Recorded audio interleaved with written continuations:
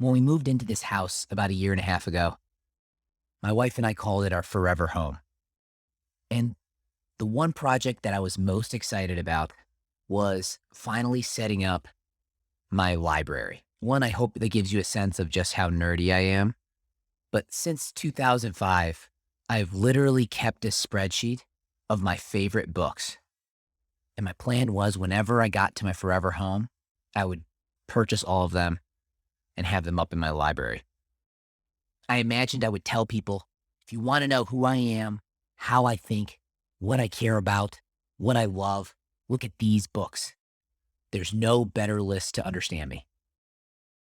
Except now that I finally have set up the library, it's kind of a deflating feeling because I realized in my heart that it's probably not even true anymore. Because, to be honest, the best way to learn who I am, how I think, what I care about, what I love, is to scroll through my For You page on TikTok. It's like a window directly into my soul. I've been embarrassed about my TikTok habit. You know, it's almost like reading a trashy romance novel. It's not something you really are proud of. But I recently read that TikTok has overtaken YouTube in terms of average watch time in the US. So I'm far from alone in this habit. Today, I'm going to try something really different. This may be a complete failure, but I'm going to try to give you a view into my soul. I'm going to share the audio from 10 of my favorite TikToks, what I love about them, and what I think all this means for why TikTok is both the most exciting and scariest thing in the entertainment space today. Ready? Let's go. Wouldn't it be?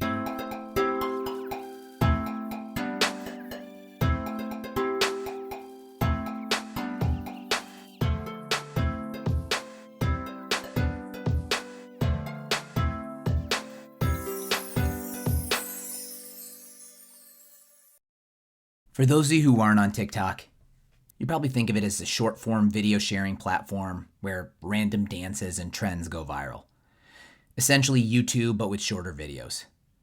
And technically, you'd be right. But you'd also be missing why TikTok has blown up and become so popular despite numerous well-funded competitors, like YouTube Shorts from Google, Instagram Reels from Facebook. But I won't keep you waiting. Let me start with the first TikTok account. There is a lot of funny content out there. And this first one is from an account called Semi-Stupid, where it's basically a guy that takes dramatic movie clips and takes them completely out of context and inserts himself into the conversation to make it absolutely hilarious. And this first clip brings together two of my absolute biggest interests. You got Harry Potter, which anyone who knows me knows I love to the death. And then you got Fast and Furious, which as a franchise, I mean, R.I.P. Paul Walker, he was an American hero. And this Fast and Furious franchise has brought so much to my life. And so, without further ado, here's the first clip. So the object of the game is to say something that you have that the other person doesn't. So Harry, what do you got? Some kind of cloak. Huh, try it on. Dude, an invisibility cloak?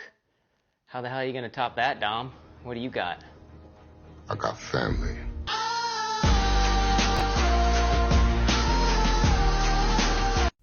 I just can't tell you how funny that is. It just gets me every time. So this is the kind of content that gets fed to me so that I follow Semi-Stupid, this account, and it's just so perfect. The comedy just rubs me exactly the right way. I'll show you another one, okay? So this one, her TikTok account is Stacey Book, and she's a book reviewer. And again, I'm going to keep going down this Harry Potter rabbit hole. That is a lot of my TikTok feed because TikTok has understood how big a fan I am. So here's the next one. You know, we don't always get what we wish for in life. When I had kids, all I wanted was for them to be happy and healthy and exhibit some kind of magical ability. Nothing fancy, you know, just like weather manipulation or something. Or even a bit of like chosen one prophecy, but Zoe and Dean? Yeah. What are you doing? We're having a slug race. My hand's slug race. They're having a slug race. This is what I get for marrying a Muggle. Another absolutely perfect piece of comedy for me. I literally make fun of my wife all the time for being a Muggle and talk about how I wish my kids had magical powers. And this was just hilariously well done. So you have this comedy. These are a couple examples of pretty hilarious TikToks, at least in my book. And, I think TikTok operates with this flywheel that's really unique in the entertainment space. Basically, their flywheel is to say, the more people that create, the more people that watch. And then the more people that watch, the more people will create. And that sounds relatively simple or basic, but it's actually really not intuitive at all. Because, if you think about it, normally we think of creation as something that should have a very high quality bar. You don't want to see garbage. You want to see the best content, like Quibi, another short form video platform, essentially raised billions of dollars to create high quality short form video content, essentially replicate Game of Thrones or HBO quality TV series in a short form manner. And that was an utter failure. Even YouTube, which probably has done more than any platform to facilitate the rise of amateur creators, has never really been about getting more people to create as part of their business model. I read a stat that basically 2 to 3% of YouTube consumers have ever created a video. So it's a tiny fraction are creators in this. Your consumption is not built with getting you to create in mind. So that's very unique to think, okay, we actually want more people to create. And the reason why that flywheel works is because you have an algorithm that is unbelievable. Because ultimately what this is saying is, if more people create, yes, there will be more garbage, but I will be able to serve the best content to each individual if I know them well enough. If you believe enough in your algorithm, then more data is always better. More options, more opportunities is always going to be intrinsically better. So the algorithm is really the linchpin, because you look and you see why YouTube Shorts doesn't work. And I've tried it. You scroll through and the feed is just showing you generic videos. It's not getting to know you in the same way that TikTok is. Look, let me show you this next piece of comedy that's a little bit more thoughtful. The setup is, this is a TikTok account called Vaseline Noodles. And this is essentially a teacher who's just handed back a test to 2 different students. The 2 students and the teacher are all the same guy, so it's hard without the visual to hear the distinction in voice. But essentially, it's these 2 students talking to each other as they get their exam back from the teacher. And the class average for the test was 30%. Oh my god, dude, how did you do? Oh, it's nothing. What, did you do bad? The whole class average is failing. It's different from average. If it makes you feel any better, look, I got a 15%. I actually did good. I got a 96. Oh my god, dude, you're a genius! Yeah, it's nothing. How much did you study? I think I only had a page of notes and I looked at it like a couple times. Honestly, bro, you should be proud of yourself. Also, because someone did extremely well in this class, I decided not to give a curve. You selfish bastard. Hey, what's with the tone I shift? could have passed this test. We could have both passed this test, but no. You had to be a little try-hard asshole. I'm sorry, I didn't think the test was that hard. I studied 24/7 this entire week and you couldn't even get lower than 96? You made us all look bad. It's not my fault that you guys are apparently just dumb. You elitist piece of garbage teacher Sorry sucking. to interrupt, but guys, I made a mistake. What? I accidentally switched your test. Oh, what I said before, I didn't mean any of it. So, first of all, it's just hilarious as a setup to a scene, because as an Indian kid and a academic achiever, the idea of tests with that low of an average getting better than, it's just, the whole thing is hilarious. But for me, it was like, I watched this video again and again, it just hit me so differently, because I started to think, man, this feels like crazily, like it feels like an analogy for society. I feel like I just saw a great way of explaining society. Like, it's like, if you think of this instead of a test score as like wealth distribution, one guy's earning crazy amounts, like imagine 2 friends, one of them just starts earning a crazy amount of money. First, you're happy for his wealth. You're like, this is a meritocracy, you're smarter than me, you earned it, you should be proud. This is how we celebrate success in life, like it's, like it's really earned. And then we find out that since we know it was possible to make it, we're not going to help those that didn't. Like, we abandoned the curve because someone has made it. So that enrages the people left behind. Instead of now feeling proud of those people who have earned their success, you're like, what the fuck? Like, fuck you for being rich. Like, this is the anger that fuels the 99%. But then there's the twist, which is the tests are switched. And so we realize that this isn't actually a meritocracy at all. Because once you get the change in grade, you realize neither of them were surprised at their initial grade. They both kind of justified it. Like, oh, you're so much smarter than me. Like, the guy who gets the bad grade doesn't think this is clearly wrong. It's just like, oh yeah, I'm so proud of this guy who made it. So you realize, fuck man, it's all luck. There's no meritocracy. Once you see that, like once it's kind of laid bare, it just makes me think we should drop our crazy celebration of success and our lack of empathy for the poor. Anyways, so this is how my mind works. TikToks like this are fed to me, and I go deep down this rabbit hole. Like that takes me, I guess, to the next algorithmic understanding of TikTok. They know that I'm sort of an amateur philosopher. The best man at my wedding is an actual philosophy professor, and so I am placing a lot of emphasis on the word amateur because I know how little I know comparatively. But I'm really interested in this. Like, I geek out over this. Like, I was really excited to tell him that I had watched The Good Place. I thought, like, oh man, he will love this. It's like The Office meets philosophy. And he like shat on it. But anyways, so yeah, I get really geeked out about this. So the feed obviously has learned this about me. And so this first account is from this guy called Abraham Piper. And he's kind of like, Silicon Valley worships this guy, Naval Ravikant, as a successful founder turned philosopher, and basically everyone worships every word that he speaks. That's kind of how I feel like Abraham Piper is that philosopher for TikTok. So this one explains clickbait.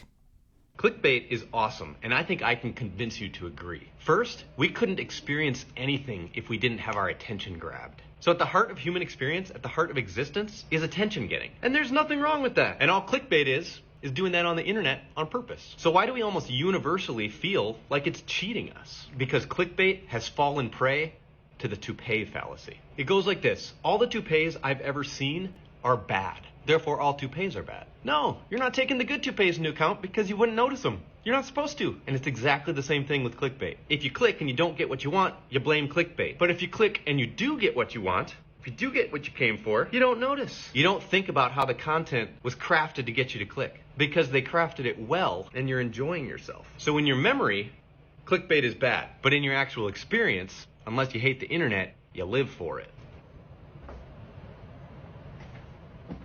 All right, come along for more clickbait. You won't believe what happens next. I wish you could see it because he's actually like he's braiding his hair during. It's just so meta. Like he takes on all these somewhat serious subjects and seemingly does not take himself seriously at all. And I just love it. Like to me, I was like, oh my God, that's a amazing description of clickbait while doing something very clickbaity. It was awesome. And yeah, so this kind of philosophy, it comes up in my feed a lot. So the next one is this TikTok account called Josh Terry Plays. And it's literally this somewhat nerdy guy that's just staring at a computer screen, reading a script that he's written. And he always ends it in like a dramatic fashion and turns to the camera to face the camera as he gets to the punchline of his statement. And it's all these kind of motivational. I'll let you hear it. I wish I would have learned this when I was younger. You don't have to make money doing the thing you love. And when I say learned, I don't mean understand. I mean truly know in the deepest sense of the word. You can be a musician and have a job in finance. You can be an artist and work in the technology industry. And this doesn't mean you're being sucked dry of your creative talent by the vampire machine of commerce unless you let it. It can mean that your life is more diverse and your education more broad. It can give you resources and insights to pursue your artistic and passionate visions with greater power and wisdom. The belief that you need to pick the thing you love and make it work is false, and built on the beliefs before it around working a 40-hour workweek at the same job for the rest of your life. That way of life died more than 30 years ago. It's time to find your own way now. This hit me hard. It was like, pick the thing you love and make it work. The concept is dead. Really resonated with someone who has a lot of varied interests. and has no interest in making them work. Like, my creative expression, I find, is something that I am not particularly good at, but I enjoy. Which brings me to my next TikTok. This is from a woman named Neem Adkins, and she's like this, I don't know. She does a lot of funny videos. She just provides this window into her life and through a comedic lens. And this one is about enjoying something and not being good at it. Something that I would happily use every single one of my birthday wishes, shooting star wishes, any wish I ever have on if I knew it would come true. I really wish that more people would feel okay doing stuff for fun and not feeling like they have to be good at it. Like, I know I'm not a good dancer, but the only reason I know I'm not a good dancer is because every time I have danced in front of people, someone has told me that I am not a good dancer, and that fucking sucks, because I have fun dancing. It feels really good. I have the time of my life doing it. But now every time I go to do it, there's that voice in my head that goes, you're not good at this and you shouldn't be doing this. And I kind of hate that that's the world that we live in, and I hate that you see a lot of it on this app. Like, anytime someone tries to do something, even if it's just for fun, there's always someone there to tell them that they're not good at it. And I really wish we could separate the need to be good at stuff from just purely enjoying it.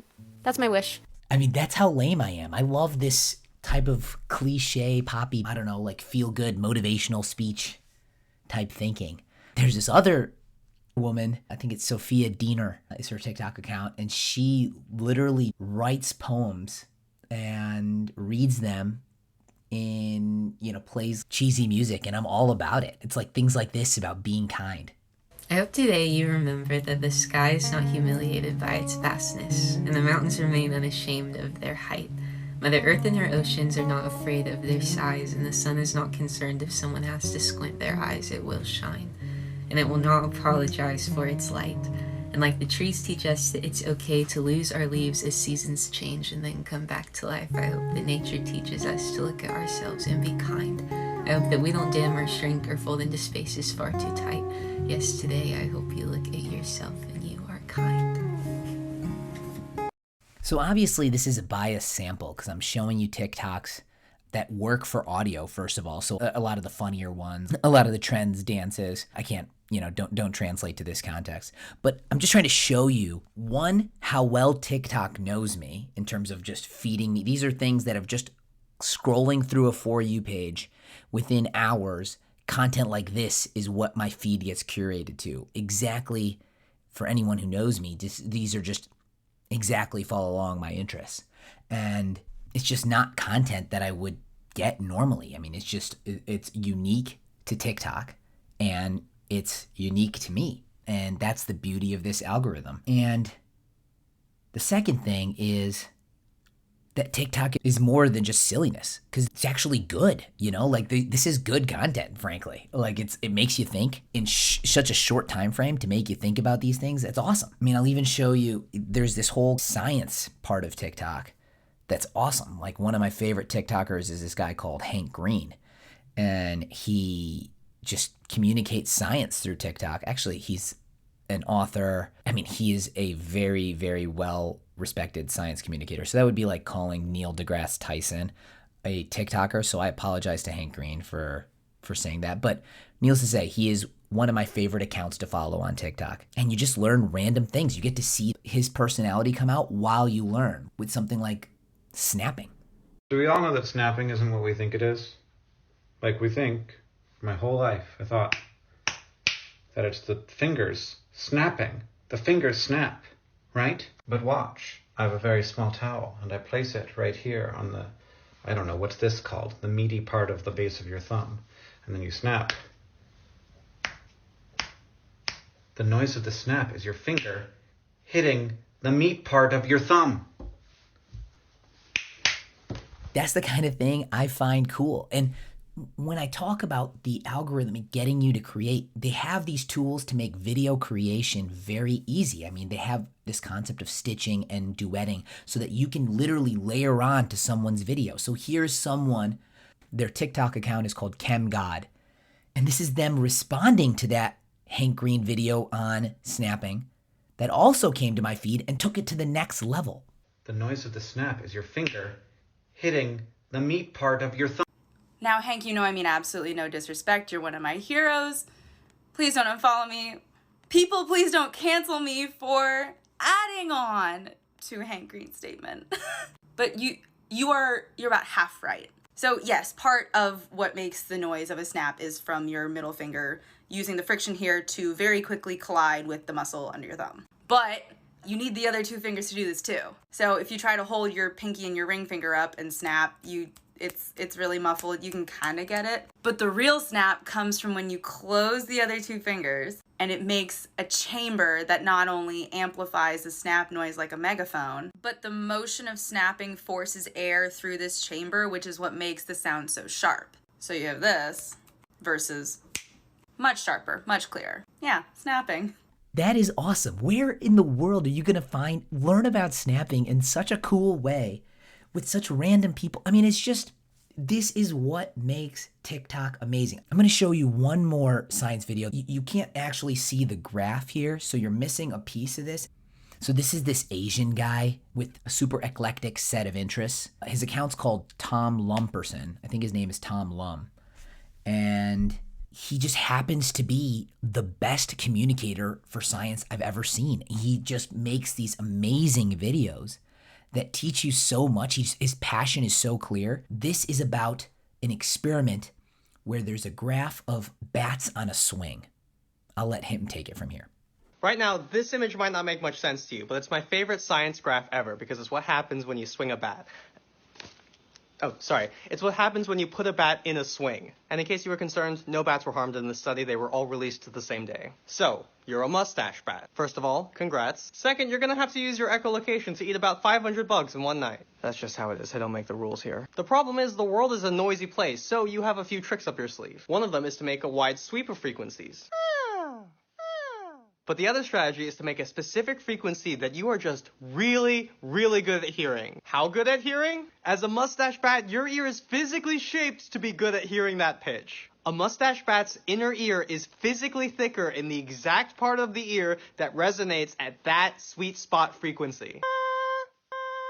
This strategy is great because you only have to worry about one frequency, so it's a huge load off your brain. But there's a critical problem with this, and that's physics. Physics! Specifically, the Doppler effect. The Doppler effect is what causes frequencies from a moving object to increase as they approach and then decrease as they leave. It's why when you're driving next to a car, you might hear eeeeee, but if that same car passes you, you might hear eeeeee. Now, as a bat, your problem is the faster you fly forward, the higher pitch your echoes are going to be when they come back to you. And if the pitch increases, it's going to get knocked right out of your sweet spot.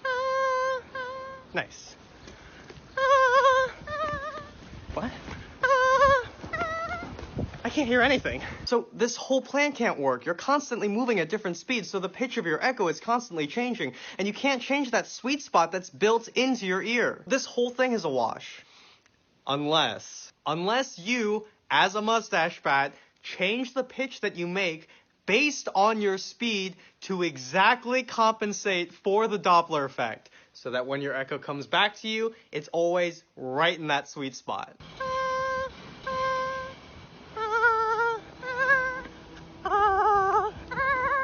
Nice! This is called Doppler shift compensation, and it's incredible. But arguably the bigger question is, how did we figure out that bats were doing this? Scientists put bats in a little foam swing, and when they swung the bats forward, they made this beautiful diagram. Those little red dots are measurements of the bat's pitch, and that black curve is the Doppler shift from the movement of the swing. And the pitch changes exactly to match the movement of the swing, so when you add them up together, you get exactly that sweet spot pitch. This is just such a beautiful graph. But some of you might have noticed something about this graph. Why is the pitch not changing on the backward swing? Over here, the red dots are a perfect mirror of the Doppler curve, but over here, they're a flat line. And the answer is so beautifully simple. Bats don't fly backwards, so they don't know how to compensate for that. And that's why this is my favorite science graph. Now, if you can't enjoy that video, I'm just not sure we can ever be friends.